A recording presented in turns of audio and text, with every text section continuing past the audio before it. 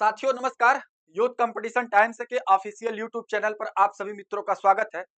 साथियों, जैसा आप लोग देख रहे होंगे कि पिछले 1 या 1.5 साल से यूथ कंपटीशन टाइम्स के द्वारा आपकी तैयारी में नई धार देने के लिए हर तरीके से जो भी इनिशिएटिव किया जा रहा था वो सब फ्री ऑफ कास्ट था। लेकिन यूथ कंपटीशन टाइम्स के द्वारा पहली बार आपके सामने एक अधिकारी बैच लॉन्च किया गया है और इसमें अब तक उत्तर प्रदेश लोक सेवा आयोग, मध्य प्रदेश लोक सेवा आयोग, छत्तीसगढ़ लोक सेवा आयोग, राजस्थान लोक सेवा आयोग, संघ लोक सेवा आयोग, इन सब के द्वारा जितने भी पेपर आयोजित किए जाते हैं उनमें जितने भी इकोनॉमी के प्रश्न आए हुए हैं उन सभी प्रश्नों को हम लोग सब्जेक्ट टॉपिक वाइज और चैप्टर वाइज तैयार कर रहे हैं। इसमें अगर बात किया जाए तो टोटल हम लोग 3000 प्लस क्वेश्चन की तैयारी आपके साथ करेंगे। जैसा कि आप कोई भी अगर कॉम्पिटिटिव एग्जाम की तैयारी कर रहे होंगे, चाहे वो पीसीएस, समीक्षा अधिकारी, सहायक समीक्षा अधिकारी, तो उसमें जाहिर सी बात है इकोनॉमी के प्रश्न आते होंगे और आप एक ना एक बार जरूर इकोनॉमी की पुस्तकों को पढ़ा होगा, किसी भी राइटर की बुक को आपने पढ़ा होगा। तो बस इस बैच के लिए आपसे उतने ही हमें जरूरत है। मतलब एक बार बस केवल आप किताब पढ़े रहें या उन टर्मिनोलॉजी को आप जानते रहें। उसके बाद से आप विश्वास मानिए सारे प्रश्न आपको बिल्कुल जितने भी कॉन्सेप्ट हैं, जितने भी इकोनॉमी के छोटे से लेकर बड़े तक जितने भी कॉन्सेप्ट हैं, उन सारे कॉन्सेप्टों को हम लोग प्रश्नों के माध्यम से आपके सामने डिलीवर करेंगे। पहली बार आपके सामने 499 का ये अधिकारी बैच लॉन्च किया गया है। वर्तमान समय की बात किया जाए तो नवरात्रि का ऑफर चल रहा है जिसके कारण से इस बैच का जो कॉस्ट है वो आपको टोटल मिलने वाला है 199 रुपए में। 199 में आपको ये मिल मिल जाएगा। 199 में अभी आपके लिए ऑफर है, इसलिए आप इसको आराम से परचेज कर सकते हैं। भारतीय अर्थव्यवस्था जो इंडियन इकोनॉमी है इसमें लगभग 3100 प्रश्नों को हम लोग करेंगे। जिन भी छात्रों को इस क्लास को परचेज करना होगा, ऐप दिया होगा, इस ऐप पे आप उस ऐप को डाउनलोड करेंगे और उसमें सारी चीजें आपको जो चैप्टर रहेगा हमारा जो चैप्टर रहेगा, मान लीजिए कि चैप्टर नंबर 1 हम लोगों ने पढ़ाया silent feature of Indian economy. Indian economy के जितने भी प्रश्न थे उनको किया और उसकी पीपीटी आंसर के साथ आपको वहीं पर मिल जाएगी, उसी के जस्ट नीचे, उसी वीडियो के जस्ट नीचे। तो यानी कि 199 रुपए में वर्तमान समय में इसकी कीमत है। 199 रुपए में आपको बहुत आराम से टोटल जितनी भी क्लास हैं वो टोटल क्लास मिलेगी और उसकी पीपीटी आंसर के साथ मिलेगी। बात किया जाए तो ये जो हम लोग इस बैच को लॉन्च किए, इस बैच में टोटल हम लोग बात करते तो 60 हावर की क्लास हम लोगों ने डिजाइन किया है। कुल 60 घंटे की क्लास होगी जो मेरे द्वारा ली गई है। सारी क्लासेस इसमें आपको बताया गया है, ठीक है। तो और अगर बात किया जाए तो 3100 प्रश्न इसमें है। टोटल 3100 प्रश्नों को हम लोग कॉन्सेप्ट के साथ करेंगे, एक एक क्वेश्चन के कॉन्सेप्ट के साथ आपको क्लियर करते हुए चलेंगे। अब अगर बात किया जाए थोड़ा सा, अब हम लोग बात कर लेते हैं कि जो हमारी इंडियन इकोनॉमी होने वाली है उस इंडियन इकोनॉमी में कौन कौन सा चैप्टर और कौन कौन सा टॉपिक है, इस बात को हम लोग थोड़ा देख लेते हैं। तो अगर बात किया जाए तो इसमें हम लोग जो हमारा Indian economy and social development, भारतीय अर्थव्यवस्था एवं सामाजिक विकास के बारे में हम लोग करेंगे। और इसमें दो चीजें आपको दो बार, यानी कि अगर आपको ये कोर्स जो है 1 साल के लिए परचेज, आप मतलब कि 1 साल की इसकी वैलिडिटी रहेगी और 1 साल में 2 बार बजट मिलेगा। यानी कि इस बार तो हम लोगों ने 2025-26 का बजट और आर्थिक समीक्षा आपको देंगे ही देंगे। इसके नेक्स्ट ईयर का भी हम लोग बजट और आर्थिक समीक्षा इसमें देंगे। तो 2 बार आपको बजट और आर्थिक समीक्षा मिलने वाली है। अब देखिए, बात करते हैं हम लोग कि क्या-क्या हम लोग इसमें टॉपिक, कौन-कौन सा टॉपिक कवर करेंगे, कौन-कौन सा चैप्टर इसमें है। तो सबसे पहला इसमें जो होने वाला है वो पहला चैप्टर जो है feature of Indian economy. Indian economy का क्या फीचर है, पहले तो उसके जितने भी हम लोग एमसीक्यू होंगे यानी कि पीवाईक्यू होंगे जो प्रीवियस ईयर में पूछे गए हैं, जो प्रीवियस ईयर में पूछे गए हैं उनको करेंगे ही करेंगे और उसके बाद से वहां पर हम लोग इसके कॉन्सेप्ट को भी समझने का प्रयास करेंगे। फिर उसके बाद से अगर बात किया जाए तो जो दूसरा चैप्टर है हमारा, दूसरा चैप्टर है इकोनॉमिक डेवलपमेंट एंड प्लानिंग, आर्थिक विकास और नियोजन। ठीक है, इसमें हम लोग जो हमारा इकोनॉमिक ग्रोथ और डेवलपमेंट क्या होता है, ग्रोथ और डेवलपमेंट में अंतर क्या होता है, दोनों का क्या अपना प्रोस्पेक्टस होता है, इन सारी चीजों को पढ़ेंगे। उसके बाद से आर्थिक नियोजन जो है उसको पढ़ेंगे। इसमें अगर बात किया जाए तो हम लोग सबसे पहले पढ़ेंगे आर्थिक विकास यानी इकोनॉमिक डेवलपमेंट के बारे में पढ़ेंगे। दूसरा नियोजन यानी कि प्लानिंग के बारे में पढ़ेंगे। तीसरा जो हमारा इसमें टॉपिक होने वाला पंचवर्षीय योजना 5 ईयर प्लान के बारे में पढ़ेंगे। फिर उसके बाद से प्लानिंग कमीशन के बारे में पढ़ेंगे। फिर उसके बाद से हम लोग नीति आयोग के बारे में पढ़ेंगे। आप जानते भी होंगे कि आज भी योजना आयोग को समाप्त कर दिया गया है, लेकिन योजना आयोग आज भी प्रासंगिक है, आज भी उससे प्रश्न आते हैं, आज भी उससे प्रश्न आते हैं। तो वो हमारे लिए ज्यादा जरूरी है, इंपॉर्टेंट है, उसको हम लोग समझेंगे, पढ़ेंगे, तैयार करेंगे। ठीक है, चलिए अब अगर बात किया जाए, आगे हम लोग बात करते हैं जो हमारा तीसरा चैप्टर होने वाला है। तीसरा जो चैप्टर होने वाला है वो हमारा है मूल आर्थिक सिद्धांत यानी कि fundamental economic theory. Fundamental economic theory के बारे में हम लोग जितनी भी इकोनॉमिक थ्योरी हैं उनके बारे में पढ़ेंगे कि किस थ्योरी को किसके द्वारा दिया गया है। और इस बार के पीसीएस में एक क्वेश्चन इस चैप्टर से आया हुआ था और वो टफ क्वेश्चन था। ठीक है, उसके बाद से हम लोग नेशनल इनकम के बारे में यानी कि राष्ट्रीय आय के बारे में पढ़ेंगे।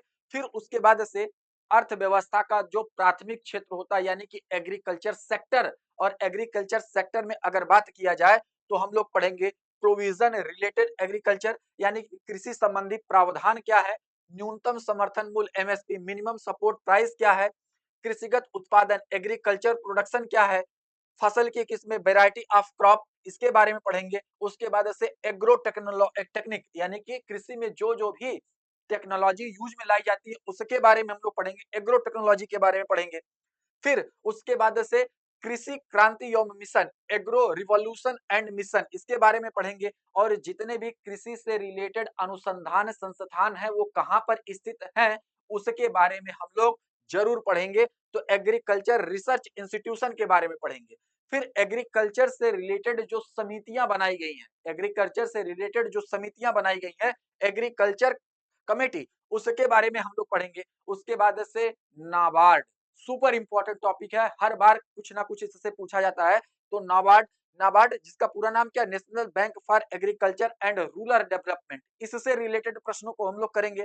फिर उसके बाद से हम लोग करेंगे एग्रीकल्चर स्कीम, जो हमारी कृषिगत योजनाएं हैं उनके बारे में हम लोग डिटेल एनालिसिस करते हुए प्रीवियस ईयर क्वेश्चन को करते हुए आगे बढ़ेंगे। आगे चलते हैं। अब जो अर्थव्यवस्था का जो दूसरा सेक्टर होता है यानी बात करें तो दूसरा जो सेक्टर है हमारा मैन्युफैक्चरिंग सेक्टर, उसके बारे में जितनी भी चीजें हैं उसके बारे में पढ़ेंगे यानी कि उद्योग क्षेत्र से रिलेटेड ये हमारा चैप्टर होगा। और इसमें हम लोग जितनी भी अब तक इंडस्ट्रियल पॉलिसी से प्रश्न पूछे गए हैं उसको करेंगे। फिर इंडस्ट्रियल डेवलपमेंट से रिलेटेड प्रश्नों को करेंगे। उसके बाद से महारत्ना और नवरत्ना कंपनी के कॉन्सेप्ट को समझेंगे। फिर एमएसएमई यानी कि micro small and medium enterprises के बारे में समझेंगे, उससे अब तक कितना भी प्रश्न आया है उसको देखेंगे। और साथ ही साथ इस बात को भी देखेंगे कि एमएसएमई इस बार के बजट में एमएसएमई की जो डिफिनीशन है सरकार के द्वारा बजट में चेंज किया गया है कि किसे कितना टर्नओवर पर हम एमएसएमई में माइक्रो कहेंगे, कितने को मीडियम कहेंगे, कितने को स्मॉल कहेंगे। तो इन सब की जो डिफिनीशन है इसको भी हम पढ़ने का प्रयास करेंगे। आगे चलते हैं। आगे जो हमारा अगला टॉपिक होने वाला है उसके बाद से आईपीआई, ठीक है, औद्योगिक उत्पादन निर्देशांक, इसके बारे में हम लोग पढ़ेंगे। आगे अगर बात किया जाए सीपीएससी जो हमारा पीएसयू वाला चीज है, ठीक है, पब्लिक सेक्टर अंडरटेकिंग, या बात करें सेंट्रल पब्लिक सेक्टर इंटरप्राइजेज या पब्लिक सेक्टर अंडरटेकिंग, पीएसयू के बारे में हम लोग पढ़ेंगे। फिर जो हमारा विनिवेश होता है, डिस इन्वेस्टमेंट होता है, तो डिस इन्वेस्टमेंट क्यों किया जाता है, उसका क्या मोटिव होता है, पहली बार कब ये डिस इन्वेस्टमेंट आयोग बना था, विनिवेश आयोग सबसे पहली बार कब बना था, ये सारे प्रश्न पूछे गए हैं। इन टोटल चीजों का हम लोग क्या करेंगे, डिटेल एनालिसिस करने वाले हैं। ठीक है, तो disinvestment, merger and acquisition, इसके बारे में हम लोग पढ़ेंगे। उसके बाद से अगली बात किया जाए औद्योगिक वित्त, इंडस्ट्रियल फिनांस से संबंधित चीजों को पढ़ेंगे। उसके बाद से औद्योगिकों उद्योगों से रिलेटेड जो कमेटी अब तक बनी है, जितनी भी कमेटी बनी है उसके बारे में पढ़ेंगे, औद्योगिक समितियां इंडस्ट्रियल कमेटी के बारे में पढ़ेंगे। उसके बाद से हमारा जो कॉटन टेक्सटाइल इंडस्ट्री है उसके बारे में पढ़ेंगे, एग्रीकल्चर इंडस्ट्री है उसके बारे में पढ़ेंगे, फर्टिलाइजर इंडस्ट्री जो है उसके बारे में हम लोग पढ़ेंगे। फिर अगर बात किया जाए तो आगे जो हमारा कंपनी एक्ट है, कंपनी एक्ट 2013, उससे रिलेटेड जितने भी प्रश्न आए हैं कंपनी एक्ट से रिलेटेड उनको करेंगे।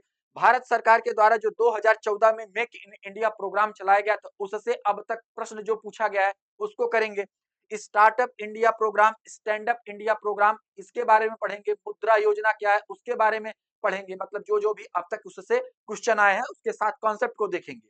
आगे बात किया जाए तो प्रधानमंत्री मुद्रा योजना के बारे में पढ़ेंगे। उसके बाद से मिसलेनियस से जितने प्रश्न रहेंगे उनको हम लोग एग्रीकल्चर के जितने सॉरी जितने भी इंडस्ट्री सेक्टर के जो हमारे रहेंगे उनको पढ़ने का प्रयास करेंगे। आगे चलते हैं। आगे अगर बात किया जाए तो हमारा जो सर्विस सेक्टर है, सेवा क्षेत्र, उससे रिलेटेड जितने भी प्रश्न अब तक आए हैं उनको करने का प्रयास करेंगे। उसके बाद से इंडियन फिनांस सिस्टम, भारतीय वित्तीय प्रणाली क्या है, उसमें बैलेंस ऑफ पेमेंट क्या है, बैलेंस ऑफ ट्रेड क्या है, उसके बाद से कैपिटल रिवेन्यू क्या होता है, ठीक है। तो मतलब इन सबसे रिलेटेड कॉन्सेप्ट को समझेंगे। ये बहुत ही हमारा कॉन्सेप्चुअल चैप्टर है, इसमें हम लोग क्वेश्चन कम करेंगे लेकिन चीजों को एक एक चीजों को बहुत बेहतरीन तरीके से समझने का प्रयास करेंगे, ठीक है। उसके बाद से हमारा जो अगला अगला जो हमारा टॉपिक होने वाला है money market, money banking and monetary policy. Monetary policy क्या होती है, फिजिकल पॉलिसी क्या होती है, मॉनेटरी पॉलिसी को किसके द्वारा लाया जाता है, फिजिकल पॉलिसी को किसके द्वारा लाया जाता है, दोनों में अंतर क्या होता है, मनी जो हमारी मॉनेटरी पॉलिसी होती है उसमें कितने सदस्य होते हैं, उसका क्या क्या वर्क होता है, वो कैसे इन्फ्लेशन को कंट्रोल करता है, इन सब सारी चीजों का एक ब्रॉड लेवल पर एनालिसिस करने वाले हैं। तो हम लोग मॉनेटरी पॉलिसी को समझेंगे, money and banking, money and depth को समझेंगे, उसके बाद से हमारा जो मूल्य सूचकांक है, प्राइस इंडेक्स है, उसको समझेंगे, मुद्रास्फीति यानी इन्फ्लेशन को हम लोग पढ़ेंगे। उसके बाद से अगला जो हमारा आरबीआई की स्थापना कब हुई, आरबीआई के कार्य क्या है, आरबीआई इन्फ्लेशन पर कैसे कंट्रोल करता है, ठीक है। मॉनेटरी पॉलिसी कमेटी में कितने सदस्य होते हैं, इन सब चीजों को यानी कि रिजर्व बैंक ऑफ इंडिया के बारे में पढ़ेंगे, यंग हिल्टन कमेटी, इन सब चीजों से रिलेटेड प्रश्नों को हम लोग करेंगे। तो reserve bank of India and banking system से हम लोगों को प्रश्नों को करना होगा। आगे चलते हैं। आगे अगर बात किया जाए तो अगला जो हमारा होने वाला है, तो जैसे हम लोग जानते हैं कि दो प्रकार के मार्केट होते हैं, हम लोग पढ़ते हैं इसमें दो प्रकार के मार्केट होते हैं, एक होता है मनी मार्केट, दूसरा होता है कैपिटल मार्केट। तो मनी मार्केट क्या होता है, कैपिटल मार्केट क्या होता है, एफडीआई क्या होता है, एफपीआई क्या होता है, फॉरेन डायरेक्ट इन्वेस्टमेंट क्या होता है, फॉरेन पोर्टफोलियो इन्वेस्टमेंट क्या होता है, इनके बारे में हम लोग डिटेल एनालिसिस करेंगे। तो इन सब चीजों को हम कहां पर पढ़ेंगे, कैपिटल मार्केट के बारे में पढ़ेंगे। अगला हमारे पास आएगा बीमा यानी कि इंश्योरेंस सेक्टर के बारे में। तो बीमा क्षेत्र से रिलेटेड हम लोग सारी चीजों को पढ़ेंगे। हम लोग जानते हैं कि बीमा क्षेत्र को, बीमा कंपनियों को कौन सी बॉडी है जो रेगुलेट करती है, तो हम कहते हैं IRDA, insurance regulatory development authority. इसका गठन कब हुआ था, इसके लिए एक्ट कब आया था, इसके पहले अध्यक्ष कौन थे, क्या इसका वर्क होता है, कैसे ये वर्क करता है, इन सब सारी चीजों के बारे में हम लोग पढ़ेंगे। बीमा क्षेत्र में, इंश्योरेंस सेक्टर में हम लोग पढ़ेंगे। उसके बाद से हमारा जो अगला टॉपिक आएगा वो हमारा आएगा पब्लिक फिनांस के बारे में, लोक वित्त के बारे में। तो उसमें हम लोग पढ़ेंगे कि बजट क्या होता है, बजट से रिलेटेड छोटी छोटी टर्मिनोलॉजी को हम लोग पढ़ेंगे, ठीक है। बजट से रिलेटेड छोटे छोटे हम लोग, जैसे आप पढ़ते होंगे कि राजस्व प्राप्तियां कितनी होती है, कैपिटल रिवेन्यू कितना होता है, कैपिटल एक्सपेंडिचर कितना होता है, ठीक है, दोनों में अंतर क्या होता है, ठीक है, कैपिटल एक्सपेंडिचर और रिवेन्यू एक्सपेंडिचर में क्या अंतर होता है। तो ये सब सारी चीजों को हम लोग बजट के में पढ़ेंगे, ठीक है। उसके बाद से बजटरी जो डेफिसिट होता है, बजट घाटा जो होता है, उसके बारे में हम लोग पढ़ेंगे। उसके बाद से FRBM एक्ट, ये जो कब आया था, इसका क्या वर्क होता है, जैसे FRBM का पूरा नाम क्या है, physical responsibility and budget management act, ये कब आया था, इसका क्या वर्क होता है। उसके बाद से हम लोग पढ़ेंगे गुड्स एंड सर्विसेज टैक्स यानी कि GST के बारे में, इसका प्रोविजन कैसे था, जो अपने संविधान में कैसे इसको लाया गया, सारी चीजें इसके बारे में शुरू से लेके लास्ट तक इसके बारे में हम लोग डिटेल एनालिसिस करेंगे। फिर उसके बाद से फिजिकल पॉलिसी किसके द्वारा लाई जाती है, इसमें क्या होता है, इसका टर्म्स एंड कंडीशन, मतलब सारी छोटी छोटी चीजों को हम लोग यहाँ पर पढ़ेंगे। उसके बाद से अगला जो हमारा वित्त आयोग, फिनांस कमीशन, इसके बारे में हम लोग पढ़ेंगे कि वित्त आयोग ठीक है, किस आर्टिकल में है, कैसे वर्क करता है, इसके अध्यक्ष कौन होता है, सदस्य की क्या योग्यताएं होती है, अध्यक्ष और सदस्य कितने होते हैं, सारी डिटेल एनालिसिस यहाँ पर हम लोग क्वेश्चन के माध्यम से करेंगे। इकोनॉमिक सर्वे हम लोग 2 बार पढ़ेंगे, एक बार इस बार का पढ़ेंगे, एक बार अगली बार वाले का पढ़ेंगे। आगे अगर बात किया जाए तो हमारा जो फॉरेन सेक्टर है, वैदेशिक क्षेत्र, उसमें हम लोग पढ़ेंगे इंटरनेशनल ट्रेड के बारे में पढ़ेंगे, foreign trade policy, foreign trade policy जो है उसके बारे में पढ़ेंगे, foreign investment promotion board FIPB जो बॉडी है, फॉरेन इन्वेस्टमेंट प्रमोशन बोर्ड, ये बॉडी है, कब इसका गठन किया गया था, क्या इसका वर्क है, इसके बारे में पढ़ेंगे हम लोग। उसके बाद से सेज एक्ट भारत सरकार के द्वारा कब लाया गया था, स्पेशल इकोनॉमिक जोन ये कब लाया गया था, इसका क्या वर्क होता है, इसके बारे में हम लोग पढ़ेंगे। उसके बाद से फ्री ट्रेड जोन, इसके बारे में हम लोग पढ़ेंगे। उसके बाद से एक्सपोर्ट प्रोसेसिंग जोन, ये क्या होता है, इसको हम लोग पढ़ेंगे। उसके बाद से हम लोग जो पढ़ते हैं FDI, foreign direct investment, FPI, foreign portfolio investment, इसके बारे में हम लोग पढ़ेंगे। ठीक है, उसके बाद से फेमा और फेरा 2 एक्ट आया हुआ था, एक बार तो इसका फुल फॉर्म ही पूछ लिया गया था। तो फॉरेन एक्सचेंज मैनेजमेंट एक्ट और फॉरेन एक्सचेंज रेगुलेशन एक्ट, फेरा और फेमा क्या होता है, इसके बारे में हम लोग पढ़ेंगे। फिर उसके बाद से जो 1991 में अपनी इकोनॉमी के द्वारा LPG रिफॉर्म लाया गया था, लिबराइजेशन, प्राइवेटाइजेशन एंड ग्लोबलाइजेशन, इसके बारे में हम लोग पढ़ेंगे। उसके बाद से डिवैल्यूएशन क्या होता है, अवमूल्यन क्या होता है, इसके बारे में पढ़ेंगे। उसके बाद से फॉरेन एक्सचेंज रेट, ये क्या होता है, कैसे रेगुलेट होता है, इसके बारे में हम लोग पढ़ेंगे। उसके बाद से BOP यानी कि बैलेंस ऑफ पेमेंट, भुगतान संतुलन क्या होता है, जो हमारा बैलेंस ऑफ पेमेंट, एक सरप्लस होता है, एक डेफिसिट होता है, तो कब सरप्लस होता है, कब डेफिसिट होता है, क्या इसके छोटे-छोटे चीजें उनके बारे में हम लोग इसको पढ़ने का प्रयास करेंगे। फिर आगे हम लोग पढ़ेंगे जो हमारे नेचुरल रिसोर्स एंड इंफ्रास्ट्रक्चर है, इनके बारे में पढ़ेंगे। यानी कि जितने भी हमारे मतलब कि खनिज संसाधन है, उनके बारे में पढ़ेंगे कि खनिज संसाधन में अपना कौन सा राज्य सबसे नंबर 1 पर है, कौन दूसरे नंबर पर है, एक्सपोर्ट कितना होता है, इंपोर्ट कितना होता है, ये सब सारी चीजें पढ़ेंगे। उसी में पढ़ेंगे हम लोग एनर्जी रिसोर्स के बारे में पढ़ेंगे, ट्रांसपोर्ट एंड कम्युनिकेशन के बारे में पढ़ेंगे, और जो हमारा इंफ्रास्ट्रक्चर है, आधारभूत ढांचा है, उसके बारे में हम लोग पढ़ने का प्रयास करेंगे। चलिए आगे चलते हैं, भारतीय अर्थव्यवस्था का जो सोशल सेक्टर एंड जो हमारा इंडियन इकोनॉमी है। सबसे पहले, और आप देखे होंगे हर बार उत्तर प्रदेश लोक सेवा आयोग और बिहार लोक सेवा आयोग इस टॉपिक से अक्सर पूछता है, और उसका टॉपिक का नाम क्या, उसका टॉपिक का नाम है पॉवर्टी एंड अनएम्प्लॉयमेंट, गरीबी और बेरोजगारी। और गरीबी और बेरोजगारी से रिलेटेड जितनी भी समितियां बनी है, वाई की अलग समिति बनी हुई है, रंगराजन समिति बनी हुई है, तेंदुलकर समिति बनी हुई है, दांडेकर समिति बनी हुई थी। ठीक है, इतनी और उसके बाद से एक और, मतलब इस तरीके कौन पहले आई थी, कौन बाद में आई थी, किस कमेटी ने क्या रिकमेंडेशन दिया था, ये सारी चीजों को हम लोग इस वाले चैप्टर में पढ़ेंगे, पॉवर्टी एंड अनएम्प्लॉयमेंट के बारे में। फिर हम लोग जानते हैं कि गरीबी और बेरोजगारी और स्किल को डेवलप करने के लिए भारत सरकार के द्वारा लगातार नई नई स्कीम चलाई जाती है। तो कौन सी स्कीम किससे रिलेटेड है, कब लॉन्च की गई थी, किस क्षेत्र में है, ये सारी चीजों को पढ़ेंगे कि जितनी भी स्कीम से रिलेटेड प्रश्न है उनको भी हम लोग करने का प्रयास करेंगे। ठीक है, उसके बाद से वर्ष 2013 में फूड सिक्योरिटी एक्ट लाया गया था।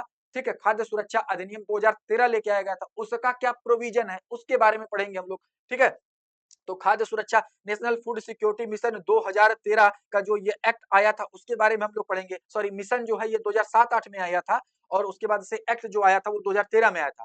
कौशल विकास से संबंधित जो भी योजनाएं हैं उनको हम लोग पढ़ेंगे।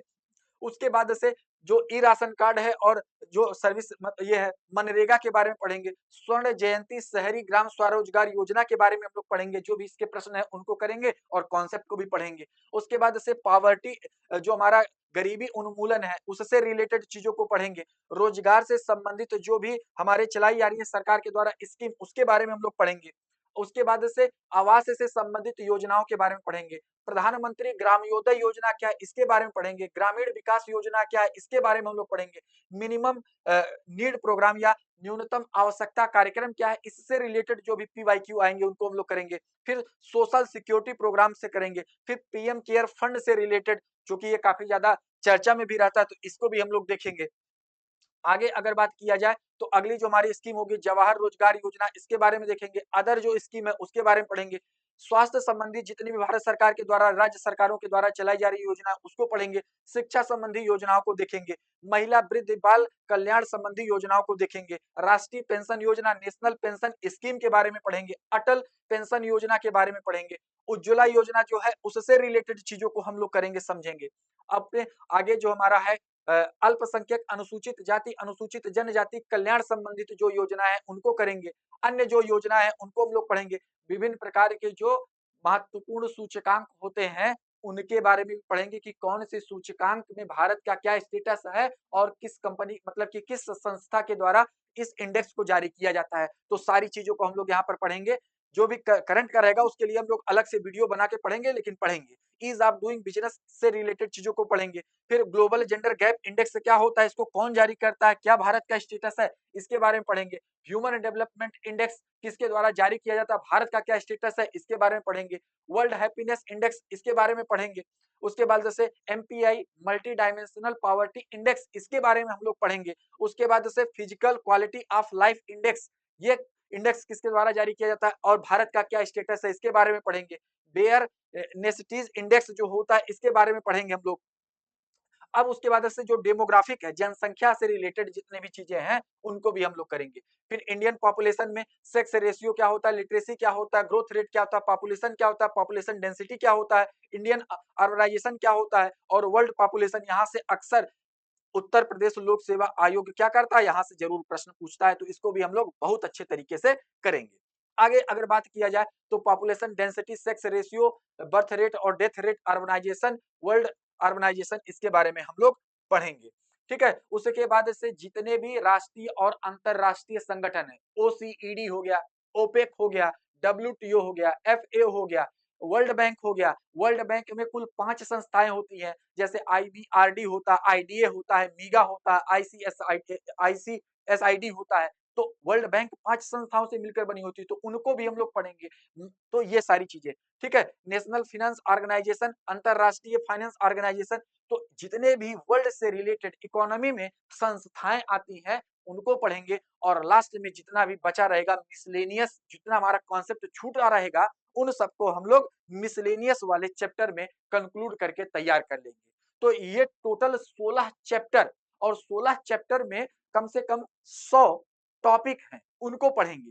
और उसके बाद से हम लोग 3100 प्लस प्रश्नों को यहाँ पर सॉल्व करेंगे, 3100 प्लस क्वेश्चन को करेंगे। और जो आपके अंदर इकोनॉमी से रिलेटेड डर है उसको सही करने का प्रयास करेंगे। तो ये सारी चीजें हैं साथियों, इनको हम लोग करेंगे और समझेंगे, सारी चीज को समझ के तब तैयार करेंगे। अब थोड़ा हम लोग आगे चलते हैं और आगे किसके बारे में पढ़ते हैं, आगे पढ़ते हैं, ये आपके सामने दिया गया है, चार्ट बनाया गया है, ठीक है। और इस चार्ट में ये बताया गया है कि किस टॉपिक से कितने प्रश्न आए हैं, ठीक है। ये सारा आपके सामने दिया गया है। तो ये आपके सामने एक एनालिसिस करके दे दिया गया है कि कौन से टॉपिक से सबसे ज्यादा क्वेश्चन आए हैं, किस टॉपिक को हमें सबसे ज्यादा ध्यान देने की जरूरत है। तो इन सब चीजों को आप लोग देखिएगा, समझिएगा, ठीक है। आगे अगर बात किया जाए तो ये उसके बाद से पाई चार्ट और बार चार्ट बना के कर दिया गया क्वेश्चन। सबसे ज्यादा जो क्वेश्चन आया है भारतीय वित्तीय प्रणाली से 287 क्वेश्चन आया हुआ है, ठीक है। भारतीय वित्तीय प्रणाली से हम लोग बहुत ही शानदार तरीके से सारे टॉपिक को करेंगे। फिर से एक बार हम लोग चलते हैं अपने शुरुआत में, और शुरुआत में जैसा हमने आपको बताया कि ये जो आपको है ये आपको मिनिमम 60 हावर्स की मैं बात कर रहा हूं, मिनिमम 60 हावर्स में आपको ये सारी चीजें मिलेंगी और इसको आपको करना रहेगा। टोटल अभी ये क्वेश्चन मतलब कि जो कोर्स है, इस कोर्स को हम लोगों ने 499 में लॉन्च किया है, लेकिन अगर अभी नवरात्रि का सेशन चल रहा है तो इसमें हम लोगों ने इस पर ऑफ किया है, तो ये अभी आपको 199 रुपए में मिल जाएगा। आगे फिर उसके बाद से उसकी कीमत जो है बढ़ जाएगी। तो जल्दी आप और सारी चीजों को हमारे बारे में आप अच्छे तरीके से अवगत होंगे। इसके पहले भी हम लोगों ने बहुत सारी चीजों को पढ़ा है, समझा है, देखा है, तो वहां से आप उन चीजों को एनालिसिस कर सकते हैं, ठीक है। तो ये हमारा है लगभग 3100 प्रश्नों का श्रृंखला रहेगा।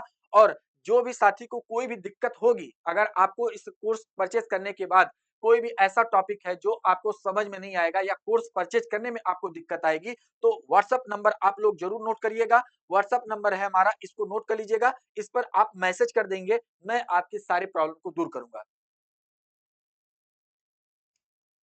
ठीक है, ये व्हाट्सएप नंबर है, इसको आप लोग कर लेंगे, यहाँ से आपको सारी जानकारी दे दी जाएगी। तो चलिए, उम्मीद है सारी चीजें आपको बेहतर तरीके से समझ में आई होंगी। एक बार मैं फिर बता देता हूँ, जो भी हम लोग टॉपिक पढ़ेंगे उसका वीडियो क्लास मिलेगा, उसके नीचे आपको पीपीटी मिल जाएगी, आंसर के साथ मिलेगी, एक्सप्लेनेशन के साथ मिलेगी। ए टू जेड सारी चीजों को आपको जिस तरह से हम यहाँ पर करवाते हैं, टोटल की टोटल पीपीटी यहाँ से आपको क्लास में डाली जाएगी। तो चलिए, उम्मीद करते हैं आपको बेहतर तरीके से समझ में आया होगा कि कोर्स किस तरह से हमको परचेज करना है, क्या है। और आपको जो लिंक है, ऐप का लिंक जो है, इसको आपको डिस्क्रिप्शन बॉक्स में डाल दिया जाएगा, उससे आप देख के डाउनलोड करके सारी चीजों को परचेज कर सकते हैं। तो चलिए, आप सभी लोगों का हृदय से आभार। सभी लोग इसको देखें, समझें और आगे की तैयारी को, आगे की रणनीति को अपने एग्जाम में और धार देने के लिए बनाते हुए तैयार करें। तो चलिए, आज यहीं पर समाप्त करते हैं। नमस्कार, धन्यवाद।